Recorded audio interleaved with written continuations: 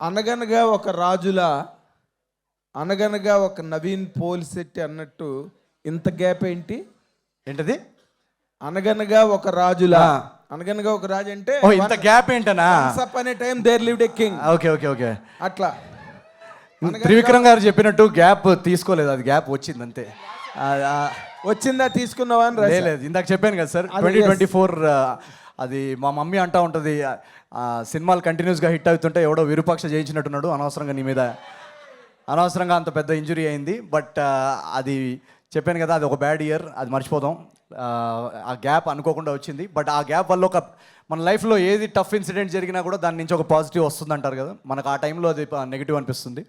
But దానివల్ల మా అందరికీ, నాకు మా రైటింగ్ టీమ్కి కానీ కొంచెం మళ్ళీ రీగ్రూప్ చేసుకొని అనగనగా ఒక రాజు స్క్రిప్ట్ చాలా గట్టిగా వచ్చేలాగా వర్క్ చేయడానికి టైం దొరికింది. సో ఆ స్క్రిప్ట్ సూపర్బ్గా వచ్చిన తర్వాతే మా ప్రొడ్యూసర్స్ వంశీ గారు కానీ వీళ్ళందరూ ఆ టైంలో చాలా సపోర్ట్ చేశారు. పర్లేదు, నువ్వు రికవర్ అయిన తర్వాతే సెట్కి వెళ్దాం, షూటింగ్కి వెళ్దాం అని చెప్పి. సో దాని నుంచి వచ్చిన పాజిటివ్ అది ఏంటంటే, ఈ సినిమా ప్రీ ప్రొడక్షన్ కానీ ప్రెప్ వర్క్లో మాకు ఎక్స్ట్రా టైం దొరికింది. సో చాలా చాలా బాగా వచ్చింది సినిమా.